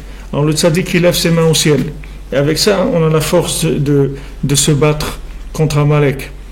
Parce que si maintenant le tzaddik il levait pas ses mains au ciel, il n'y a personne sur terre qui pourrait faire quoi que ce soit contre Amalek. Amalek il aurait mangé le monde déjà. Mais le fait que le tzaddik, que lui il lève ses mains, c'est-à-dire que lui il élève tout le temps les lois naturelles, il les élève vers Hachem, c'est ça qui nous donne à nous la force de nous battre contre Amalek. C'est ce qui est écrit que les mains de Moshe Rabbeinu, elles étaient de la Emouna jusqu'à que le soleil se couche.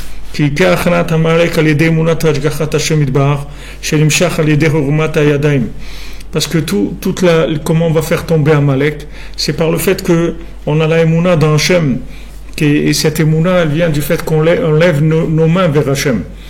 On ne va pas se battre avec Amalek directement. On ne va pas se battre avec lui directement.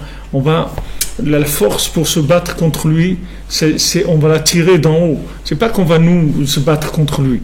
Nous, on va utiliser la force que le tzaddik il nous donne, que lui il lève tout le temps ses mains vers Hachem, et avec ça il nous donne la force à nous de pouvoir nous battre contre tout Amalek, c'est-à-dire toutes les forces négatives qui veulent nous détourner d'Hachem. C'est pour ça quand on va dormir que la conscience nous quitte. Alors à ce moment-là, c'est les forces naturelles, Chas v'Shalom, se renforcent. Alors à ce moment-là, il y a de l'impureté qui vient sur l'individu, et elles vont s'en prendre principalement aux mains. Donc dès que tu te lèves, tout de suite il faut que tu te laves les mains avec de l'eau, que ces mains-là, c'est les mains du Da'at, cette eau-là, ces eaux, c'est les eaux de la conscience, c'est les eaux du Chesed. L'eau, c'est la conscience d'Hachem, avant que ça vienne, que l'interprétation elle peut être différente que de croire qu'il y a autre chose que Hachem. Comme le bébé il se trouve dans de l'eau dans le ventre de sa maman, après il va sortir, il va rentrer dans un système aérien de l'air, mais avant il est dans le système d'eau, et tout ce qui est en rapport avec l'eau, que ce soit le mikvé, que ce soit Yetilat Yadayim, tout ce qui est en rapport avec l'eau dans la Kedusha, c'est toujours pour retourner à cette situation-là avant qu'il y ait une possibilité d'interpréter les choses de façon naturelle.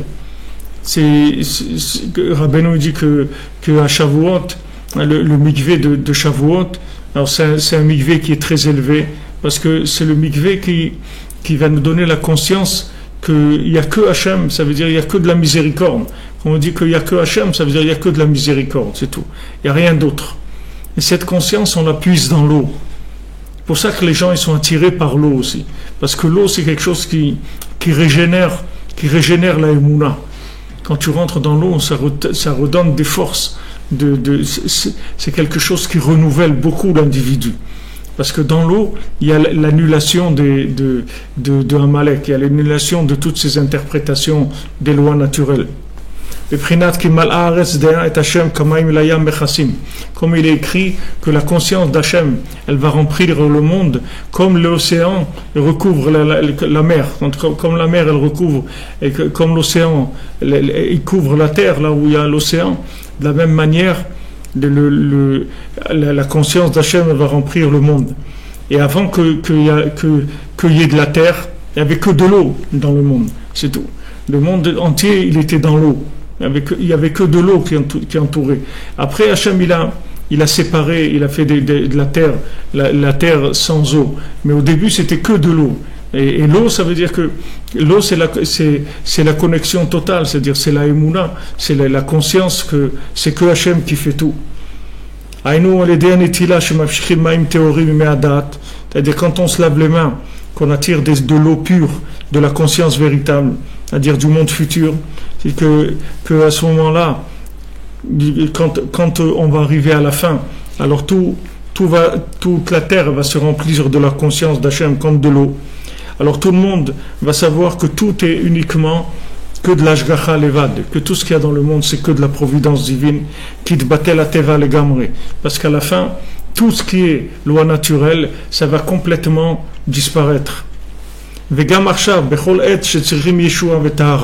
Et même maintenant, chaque fois qu'on a besoin d'une délivrance, chaque fois qu'on a besoin de pureté, qu'on a besoin d'être sauvé de toute l'attaque du côté négatif, que eux ils prennent toute leur force négative, elles viennent des lois naturelles. C'est-à-dire on amène l'ashgacha d'Hachem de la fin. C'est-à-dire que quand maintenant on fait les tilat yadayim, on se trempe au mikvé, tout ce travail-là, c'est pour attirer l'ashgacha sur nous. C'est-à-dire pour dire que voilà, il n'y a pas de loi naturelle, que toutes les lois naturelles sont sous la dépendance d'Hachem uniquement. Alors il y avait ici un passage que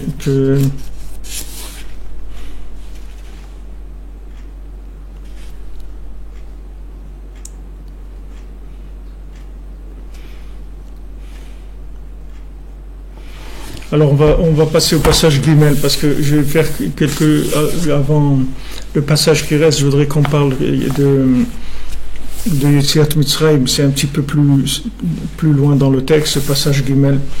Donc Rabbi Nathan dit pour ça qu'on doit se lever à Chatzot, on doit se lever à minuit pour casser le sommeil. Les shaber prinata chosher valayla, on doit casser la nuit. Il n'y a pas d'autre possibilité. Si tu veux maintenant être réveillé le jour, il faut que tu casses la nuit en morceaux, la nuit. Tu te lèves la nuit, tu la casses en deux. Une fois que tu as cassé la nuit en deux, alors dans la journée, tu es réveillé. Mais si maintenant la nuit, tu la casses pas en deux, alors c'est elle qui va te casser en 1000 morceaux dans la journée. C'est-à-dire que tu vas être endormi complètement. Tu vas vivre comme un zombie. Tu crois que tu es réveillé, mais tu n'es pas réveillé, Birlal. Tu dors. Tu es endormi. Si tu veux te réveiller dans la journée, il faut que tu te réveilles la nuit. Tu casses le sommeil. Ce sommeil-là, tu le casses. Rabbeinu dit, tu dors 3-4 heures avant et 3-4 heures après. Et voilà, tu as dormi tes heures, il n'y a aucun problème, ça ne va pas te manquer.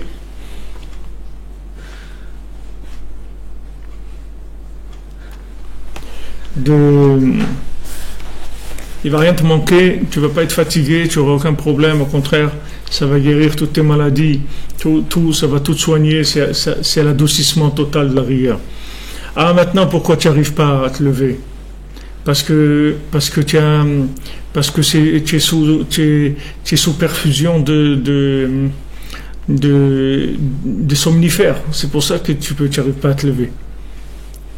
Parce que tu es sous des somnifères. Tu te prends des somnifères toute la journée. C'est-à-dire, qu'est-ce que c'est ces somnifères? C'est-à-dire, tu te bats avec de la logique. Donc, quand tu vas dormir, tu es épuisé complètement. Parce que même quand tu es réveillé dans la journée, tu es endormi. Alors, quand tu vas dormir, tu es complètement épuisé. Donc, tu tombes complètement dans le noir, dans l'obscurité. Mais si dans la journée, tu as la émouna, tu dis non, ça c'est Hachem.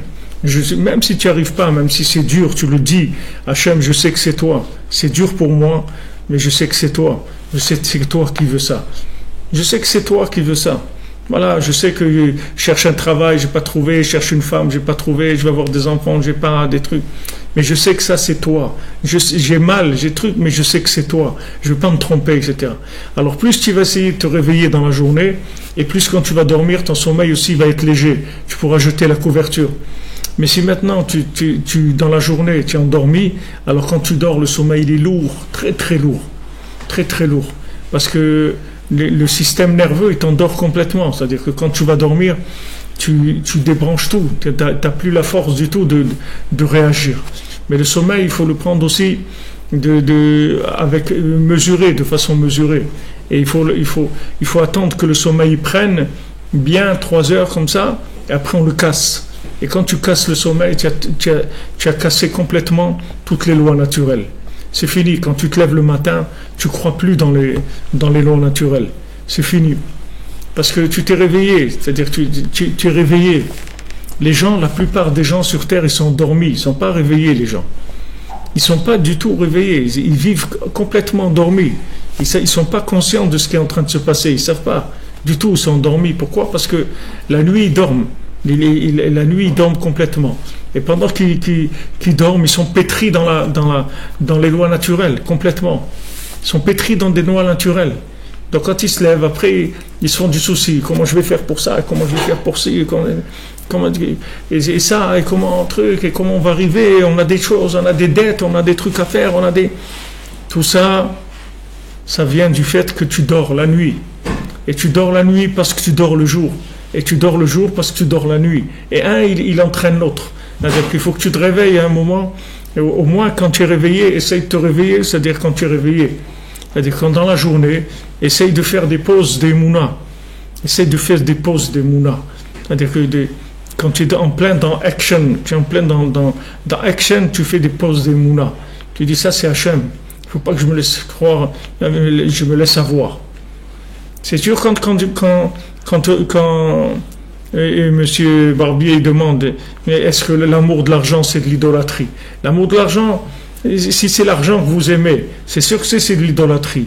Mais si maintenant vous avez besoin d'argent pour faire ce que vous avez à faire dans ce monde, il n'y a pas de problème, vous pouvez être multimilliardaire, ça ne va pas vous déranger du tout. Mais si maintenant vous croyez que l'argent, c'est ça qui va vous faire ce que vous avez à faire, alors comme je vous dis, il ne faut pas vivre pour l'argent, il faut de l'argent pour vivre. C'est tout, ça change tout. Si vous avez besoin d'argent pour vivre, vous pouvez avoir besoin de beaucoup d'argent. Mais il ne faut pas vivre pour l'argent, il ne faut pas que la vie elle dépende de l'argent. Donc ça c'est le sommeil. C'est sûr que l'argent c'est ce que ça endort. Ça endort beaucoup. Donc il faut faire des pauses dans la journée, des pauses d'émouna, des pauses d'éveil. Alors si dans la journée tu fais des pauses d'émouna, alors la nuit tu peux avoir plus de facilité pour te lever. Pour te lever. Il y a des gens, ils vont mettre leur réveil. C'est déjà pas facile pour eux. Ils vont mettre leur réveil. Et ils vont éteindre le réveil, ils vont l'éteindre après. Et ils vont pas se lever. Mais c'est déjà quelque chose de mettre le réveil. Ou de demander à Hachem avant de dormir, Hachem, s'il te plaît, réveille-moi à Chatzot, réveille-moi à minuit, parce que je sais que c'est tellement important et tout, j'ai besoin. Voilà, tu fais ça, ça veut dire que tu es déjà connecté quelque part. Au moins tu sais que tu es endormi. Tu le sais. Tu n'es pas endormi d'endormi. Tu n'es pas endormi sur le fait que tu es endormi. Au moins tu es éveillé sur le fait que tu es endormi. Tu es conscient que tu es endormi. C'est déjà pas mal. Comme Rabbeinu dit, Astara chez Betoch Astara. Il y a l'Astara, et l'Astara chez Betoch Astara. C'est-à-dire qu'il y a le fait que Hachem il est caché, et il y a aussi, quand le fait qu'il est caché, ça aussi c'est caché. C'est-à-dire que la personne ne sait rien du tout. Mais si tu sais qu'il est caché, alors tu le cherches. Au moins tu sais ça. Mais alors il dit, c'est pour ça qu'il faut casser l'obscurité, que ça c'est l'exil qui est comparé à la nuit. C'est-à-dire toutes les lois naturelles, que de là-bas viennent l'exil et l'obscurité. Quand tu te lèves à Chatzot, tu n'es plus dans l'exil. C'est fini. Celui qui se lève à Chatzot, il vit déjà dans le Beth Amikdash. Il ne vit plus dans l'exil. C'est fini. כל המתאבל על חורבן בית המקדש Ro'e bibinyano, celui qui s'endeuille sur la destruction du temple, il voit la construction du temple. Pas qu'il la verra, il la voit maintenant. Il vit déjà dans le temple. Il vit plus en dehors. Rabbi Nathan, il a dit, mon Mashiach en moi, il est là déjà. Rabbi Nathan, il vivait déjà Mashiach. Rabbi Nathan, il vivait pas dans l'exil, il vivait déjà dans Mashiach. Mashiach, c'est un mode de vie. Ce mode de vie, il va venir pour tout le monde à un moment, mais il peut venir individuellement. Chacun il peut vivre déjà Mashiach. Celui qui écoute les Yetzot de Rabbeinu, il vit Mashiach déjà. Celui qui se lève à Chatzot, il vit Mashiach déjà.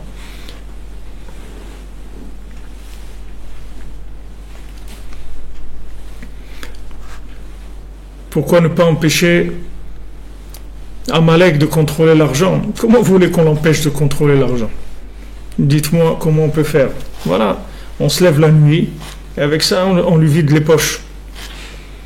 Il faut se lever la nuit, avec ça on troue les poches de Amalek. Il faut se lever la nuit. Quand vous levez la nuit, vous cassez tous ceux qui endorment le monde. Tous ceux qui endorment le monde, vous les cassez. Mais il faut se lever la nuit. Il faut sortir du lit. Il faut sortir du lit, il faut sortir du sommeil. Alken shekaim bechatzot asvitablim al galut shegalu Israël me'artzam. Quand on se lève la nuit, alors on s'endeuille sur le fait que l'homme Israël il est en exil, parce que toute l'exil c'est Chokhmat HaTeva, qui est la nuit. Alors à ce moment-là, ça vient le moment de réparer. Se lever à minuit, c'est là où on va réparer. C'est pour ça que la première délivrance qu'il y a eu, c'est la délivrance, la sortie d'Égypte. Que la sortie d'Égypte, elle inclut la sortie de toutes les formes d'exil. Parce que tous les exils, ils sont appelés Mitzraïm. Comme Rabbeinu dit dans la Torah d'Alet. C'est pour ça que la Géoula, elle a commencé à Chatzot. Tous les exils, ils viennent de l'étroitesse, du sommeil, de l'étroitesse, de l'étroitesse d'esprit, c'est-à-dire de croire dans les lois naturelles. C'est ça l'exil. Être exilé, ça veut dire croire dans les systèmes de cause à effet. C'est ça l'exil. Donc maintenant, comment on a cassé ça? Par le fait qu'on est sorti dans ce moment-là de minuit. C'est à ce moment-là qu'on a cassé cette emprise-là des lois naturelles. Et à ce moment-là, il y a eu la Makat Bechorot, il y a eu la plaie des premiers-nés. C'est avec ça qu'on est sorti d'Égypte. Et toutes les plaies qu'il y a eu sur l'Égypte, ce sont des plaies qui ont complètement dénié toutes les lois naturelles. Hachem, il a tout transformé. Il n'y avait plus rien qui fonctionnait normalement. L'obscurité, elle était matérielle. Elle était quand il y a eu l'obscurité, les gens, ils étaient paralysés dans le noir. C'était du noir matériel, comme de la matière noire. C'était pas de l'obscurité uniquement un manque de lumière. C'était de la matière noire. Les gens, ils étaient dans du noir, complètement bloqués dans le noir. La maca du sang, que l'eau elle devenait du sang. Tout, Hachem, il a tout inversé, tous les systèmes, pour montrer qu'il n'y avait pas de loi naturelle. Mais tout ce couloir-là, toute cette force-là, elle vient de Chatzot, comme c'est écrit dans la Torah, Ka Chatzot alayla ani yotze betoch Mitzrayim. À Chatzot, je sors dans l'Égypte. Tu te rends compte ce que dit Hachem? Quand tu te lèves à minuit, Hachem il sort dans l'Égypte. Hachem il sort dans ton exil. Hachem il sort dans toutes les lois naturelles. Il te casse tous les gens qui veulent t'embêter, tous les Amalekim, tous les gens qui sont contre toi, tous les gens qui veulent t'empêcher de réussir, de te rapprocher d'Hachem, d'être joyeux, d'être en bonne santé et tout. Il les casse à tous. Lui il a dit, moi je sors à minuit, je sors dans l'Égypte. Hachem il sort dans l'Égypte à minuit. Tous les soirs, c'est pas une fois. Tous les soirs, il sort. Tous les soirs à minuit, il sort et il détruit tout le côté négatif. Et tout celui qui se lève à ce moment-là, alors il fait partie du voyage. Les gens du voyage. Il fait partie des gens, des voyageurs, qui vont. Et à ce moment-là, tu n'as plus rien à faire. Tu n'as plus rien à faire. Il dit dans quel Sefer il dit ça? Un Sefer connu, c'est un Sefer de Rishonim. Il dit là-bas si tu te lèves la nuit même si toute la journée tu peux rien faire à cause de ça, c'est-à-dire tu t'endors et tu n'es pas bien et tout, parce que tu t'es levé à minuit, il dit c'est mieux que tu te lèves à minuit et tu fais Khatsot, tu fais Bodedot, en fait tu fais ce que tu as à faire dans la nuit, et même si dans la journée tu vas avoir la tête un petit peu à l'envers parce que tu es levé la nuit, c'est difficile pour toi, il dit vaut mieux que tu fasses ça. Vaut mieux que tu fasses ça plutôt d'avoir, soi-disant, la tête claire. La tête claire dans quoi? Pour être endormi. C'est-à-dire tu as la tête claire avec des somnifères. Qu'est-ce que c'est la tête claire? Il vaut mieux avoir la tête à l'envers, tu t'es levé la nuit, mais au moins ta vie elle est à l'endroit. Ta tête elle est peut-être à l'envers, mais ta vie elle est à l'endroit. Alors les gens disent ah mais c'est difficile, les ravifra, non c'est pas vrai, regardez bon Hachem, combien de gens ils ont commencé à faire ça et ils ont vu comment leur vie elle a changé complètement, c'est une autre vie complètement, c'est-à-dire ça n'a rien à voir, c'est deux vies complètement différentes. Il y a la vie des éveillés endormis et il y a la vie des endormis réveillés, ça n'a rien à voir, c'est deux mondes complètement différents, mamash complètement différents, c'est deux vies parallèles qui n'ont rien à voir. Mais regardez cette phrase qu'Hachem dit dans la Torah. Kachatzot laila, ani yotse betoch Mitzrayim. À Chatzot, je sors dans l'Égypte. Hachem, tous les soirs, il sort dans l'étroitesse. Il sort dans Amalek. Il sort tous les soirs. Et celui qui se lève à ce moment-là, voilà, il fait partie de ça. Qui karkola geulah, befrat geulat Mitzrayim, ayal yede prina anal. Parce que toutes les délivrances, et particulièrement la délivrance d'Égypte, elles sont venues par ce principe-là qui est dit dans cette Torah, par le fait que Akadosh Baruch Hu, il amène la providence de la fin des temps. Alors à ce moment-là, au moment de la sortie d'Égypte, Hachem il a amené la providence de la fin des temps, et avec ça il a complètement bouleversé tous les systèmes astrales. Tu crois qu'il n'y avait pas Mars et Neptune et toutes les planètes, tu crois qu'elles n'étaient pas là quand il y a eu la sortie d'Égypte? Qu'est-ce qu'il a Hachem? Il les a pris, il a tout embrouillé. Il a dit, okay, ça y est, dégagez maintenant. Maintenant, on va faire autre chose. Maintenant, l'eau, elle va venir du sang. Maintenant, les sauterelles vont faire ça. Maintenant, il va y avoir tous les premiers-nés vont mourir. Tout, il a tout changé, tout. Il n'y avait plus rien de naturel. Plus rien. Plus de loi naturelle, plus rien. Il peut se passer n'importe quoi, n'importe quand. Il n'y a aucun problème. Il n'y a aucun problème. Il peut arriver n'importe quoi. Tout peut changer. Tout, il peut arriver des miracles, des trucs. Je me rappelle une fois, on devait aller à une bar mitzvah au Kotel, et après j'avais le shiur, je devais revenir. Alors et avec ma femme, on devait aller, mais j'avais pas d'argent pour prendre un taxi pour revenir. J'ai dit à ma femme, on va aller à la bar mitzvah, mais j'ai le shiur, je ne peux pas remonter à pied.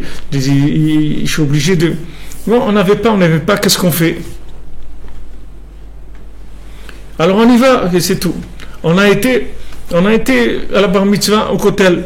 Maintenant, quand j'arrive pour la bar mitzvah au Kotel, il y a un monsieur, il vient vers moi, il me dit, toi, je dis quoi, toi? Il me dit, toi, je dois te donner 50 shekels. Voilà, tiens, 50 shekels. C'est tout. Il est parti. Et après, j'ai pris le taxi, je suis rentré. Maintenant, si tu dis ça, tu dis, waouh, mais tu peux vivre comme ça toute la journée. Si tu te lèves la nuit, tu peux vivre comme ça toute la journée. Toute la journée. Voilà, tu te mets en première classe dans l'avion, l'autre truc, l'autre ça. Il n'y a pas de système t'es pas enfermé, t'es pas angoissé dans des lois. Ils veulent t'angoisser, t'asphyxier dans des systèmes où tu dis ouais, t'es comme ça va pas marcher, tu vas pas t'en sortir, tu vas pas Non, je veux pas. Mais si tu veux sortir de ça, il faut que tu casses le sommeil. Si maintenant, c'est une question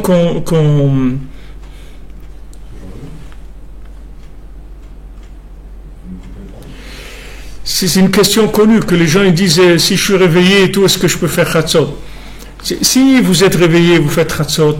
Vous pouvez aussi faire Chatzot réveillé. Mais si vous voyez l'esprit ici, l'esprit de la chose, c'est de casser le sommeil. C'est-à-dire rentrer dans le sommeil et le casser. Mais si vous ne dormez pas, vous ne cassez pas le sommeil. Il faut dormir un peu, même une demi-heure, et vous vous levez après. Minimum 20 minutes, dormir 20 minutes, et vous vous levez. Même si vous devez vous coucher tard. Si par exemple il est 11h du soir et vous n'avez pas pu vous coucher tôt, alors vous dormez une demi-heure. Vous dormez une demi-heure et vous vous levez. C'est sûr qu'il faut beaucoup de force pour faire ça. Mais si vous savez que maintenant, avec ça, vous allez détruire Amalek, vous allez détruire tous vos ennemis, vous allez détruire tout ce qui vous empêche de vivre, ça va vous allez le faire, c'est tout. Vous allez le faire. Quand quelqu'un monte la garde, il va pas dire j'ai envie de dormir. Il monte la garde, c'est tout. Il monte la garde, il va pas dormir. Quelqu'un qui sait que y a la guerre et que regardez les pauvres gens en Syrie là-bas et tout, qui leur font des bombardements et tout, vous croyez qu'ils dorment la nuit? Les gens, ils ont peur, des bombes, des trucs, ils vont pas. Si maintenant vous voulez vous battre contre le mal, bon Hachem, il y a des moyens. On n'est pas abandonné, on a des moyens. On n'est pas livré au côté négatif. Il y a des moyens de se battre, mais il faut les utiliser. C'est pas très difficile. Au début, c'est difficile parce que c'est des systèmes de vie qui ont été créés par Amalek lui-même. Avec l'électricité et tout, il a créé le système de la vie la nuit. By night, tout by night. Mais c'est sûr que c'est difficile. Les gens, ils rentrent chez eux, et un peu tard, un peu de télé, un peu de ci, un peu de ça. Tout de suite, il est minuit, 1h du matin. Ils vont dormir à 1h, ils se lèvent à 7h le matin. Okay? C'est des modes de vie. D'aller se coucher à 8h du soir ou 9h du soir, c'est des modes de vie. Mais ces modes de vie, ils vont vous ouvrir la vie, mamash. Puisque Hachem lui-même, il sort dans votre Égypte et il va tuer là-bas toutes les forces négatives. Tout ce qui veut vous embêter, Hachem, il est détruit. Avant que le jour se lève, ils n'existent plus déjà. Et quand le jour il se lève, ça y est, vous êtes dans un jour de merveille, un jour de splendeur ou de joie, de connexion. C'est des jours merveilleux. Il y a comment se battre, il faut utiliser. Akash Baruch Hu, il a révélé sa providence par le fait qu'il a annulé complètement à ce moment-là toutes les lois naturelles.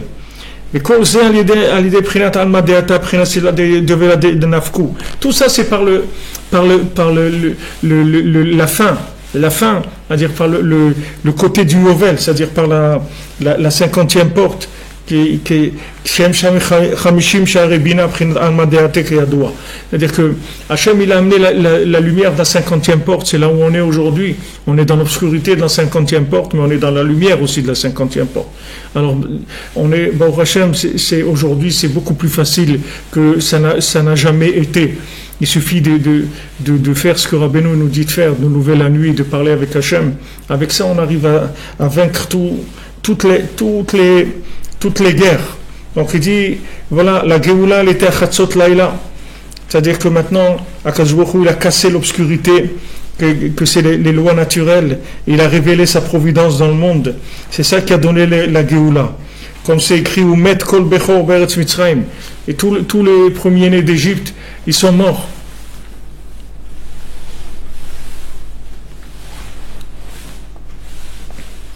Tous les premiers-nés d'Égypte, ils sont morts.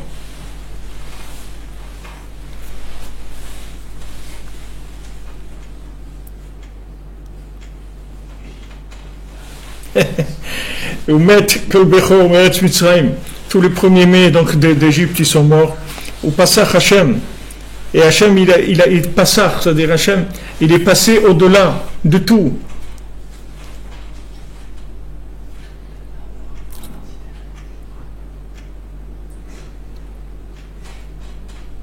Encore lui. Veisil Bechor Israël, et Hachem il a sauvé les premiers-nés d'Israël. Qui Bechor ou Reshit Prinat Dat, parce que le Bechor, le premier-né, c'est toute la force du début. Prinat Reshit Da'at, comme c'est écrit dans Michelet, que Reshit Da'at, c'est-à-dire la conscience du début. Aïnou Sheikhnia Da'at chez la Sitrachara, Akadosh Baruch Hu, il a cassé la conscience du côté négatif, chez Prinat Chokhmat HaTeva, qui sont les lois naturelles. Vigbir et Da'at chez la Gdusha, il a renforcé le da'at de la sainteté, c'est-à-dire la conscience de la providence divine, que c'est béni Bechoré Israël, et c'est mon fils, mon premier-né, c'est Israël. C'est-à-dire le da'at de la Emouna, de la Shgacha, c'est-à-dire de savoir que tout est providence, d'avoir cette confiance dans Hachem, que de là-bas vienne toute la descendance d'Israël. Parce que le Ham Israël il est au-dessus des lois naturelles, parce que eux ils viennent, toutes les neshamot d'Israël, elles viennent de là-bas. comme Hachem il a dit à Abraham Avinu, regarde le ciel et compte les étoiles, et il lui a dit comme ça sera ta descendance. Et nos sages ils ont dit Sheikbiu le mala min hashamayim. Akadosh Baruch Hu, il a pris Abraham Avinu et il l'a élevé au-dessus des lois naturelles. Il a fait monter au-dessus des lois naturelles. Alors, Bezat Hashem, on rentrera un peu plus dans l'union de Pessah, de la Matzah et tout la semaine prochaine, Blineder. On essaiera d'avancer là-dedans et de rentrer plus concrètement dans les mitzvot de Pessah. En tout cas, ce qu'on a vu cette nuit, c'est que il faut s'habituer à se lever la nuit. C'est ça qui va nous sauver. Il n'y a pas d'autre façon de se lever la nuit que de se battre contre la Sitra. Maintenant, chacun il a ses problèmes. Voilà, des gens ils n'arrivent pas à s'endormir, d'autres. Vous faites ce que vous avez à faire, vous vous mettez au lit. Si des fois ça arrive qu'on reste 3 heures au lit, on ne dort pas, qu'est-ce que vous voulez qu'on fasse? On se lève quand même. Qu'est-ce qu'on va faire? Il y a des fois où on n'arrive pas à dormir. Alors ça, on n'arrive pas, c'est tout. Qu'est-ce que vous voulez faire? Mettez au lit, vous restez 3 heures, vous attendez qu'Hachem vous donne le sommeil. Et s'il n'y a pas de sommeil, on se lève, c'est pas grave. Quand il vient l'heure, on se lève, qu'on est dormi, qu'on n'est pas dormi, on se lève. Mais si vous savez que tout dépend de ça, si vous savez que ça, c'est la clé de la délivrance, mamash, que Hachem, à ce moment-là, il va détruire toutes les forces négatives qui vous veulent du mal. C'est-à-dire que c'est tellement puissant. C'est tellement facile par rapport à l'effet que ça a. C'est tellement facile. Si on te donne une solution, voilà, c'est une solution miracle, comme on dit. C'est vraiment une solution miracle pour tous tes problèmes. Ça adoucit tout. Hachem, il va détruire lui-même tous les ennemis, toutes les choses qui te font du mal. Alors tu vas le faire. Maintenant, si tu n'arrives pas à le faire, alors tu vas demander à Hachem qui t'aide à le faire. Parce que tu sais que c'est ça qu'il faut faire. Alors tu vas faire tout ce que tu peux pour y arriver. Tu vas demander à Hachem, tu vas mettre ton réveil et tu vas essayer. Et même si quand le réveil sonne, tu l'assommes et tu continues à dormir, c'est pas grave. Il va venir un jour où tu vas te lever. Déjà tu commences, tu pries Hachem, tu mets ton réveil et tu vas dormir. Déjà ça c'est des choses qui sont tout le monde peut faire ça. Tout le monde peut faire ça. De se mettre au lit, de mettre son réveil et de demander à Hachem de le réveiller. Ça, tu peux faire, alors fais-le. Comme il disait Ibn Ahmed Roussicher à la Shalom, quand tu es là avec nous, il disait allez, paresseux, va dormir. Parce que celui qui reste réveillé, c'est un paresseux. Il faut aller dormir, c'est tout. Quand il fait nuit, il faut aller dormir. Le paresseux, il traîne. Les trucs, attends, on va faire ça. Il n'y a rien à traîner. Il faut aller dormir dès qu'on peut dormir. C'est sûr qu'il y a des obligations, il y a des enfants, il y a une famille et tout. Mais, Hachem, Rabbeinu, ce qu'il a donné à faire, on peut toujours le faire. Même si quelqu'un il dort que 1 heure, il peut se lever, il n'a pas besoin de se lever, de rester réveillé toute la nuit. Il peut se lever 1/4 d'heure, 1/2 heure. Le principal, c'est qu'il casse le sommeil, c'est tout. Le principal, c'est qu'il s'endort et il se lève. Et il casse le sommeil et après il peut retourner dormir. C'est pas un problème. Le principal, c'est qu'il prenne le sommeil, il le casse. Quand il casse le sommeil, il fait que Hachem, il va rentrer dans l'Égypte. Il va casser toutes les lois naturelles qui l'empêchent de progresser, qui l'empêchent d'avoir ce qu'il doit recevoir dans ce monde, Bezrat Hashem. Alors, chez Rosh Chodesh Tov, Bezrat Hashem, Rosh Chodesh Nissan, avec beaucoup de miracles pour tout le monde, beaucoup de délivrance, et que ce soit la délivrance individuelle et générale pour tout le monde, que ce soit la fin de la galoute, que chacun y retrouve sa place et tout ce qu'il a besoin, Bezrat Hashem, de la santé, de tout ce que vous avez besoin, que le mérite de Rabbi Nachman il nous accompagne, il vous accompagne à tous, qu'on soit tous pris en charge, qu'on soit tous, comme on dit, chapeautés par Rabbi Nachman qui s'occupe de nous, Bezrat Hashem, pour nous amener tout le bien du monde. Chazak! Voilà, Chazak, voilà, Yehuda de Corse, il te dit Chazak Dan. Voilà, c'est l'anniversaire de Rabbi Nachman, donc ce Shabbat. Et voilà, Shabbat Shalom, que de bonnes choses. Et merci à tous et à toutes pour vos partages, votre participation. votre soutien. Bon, Hachem, c'est magnifique. Merci pour tout. À bientôt, Bezrat Hachem.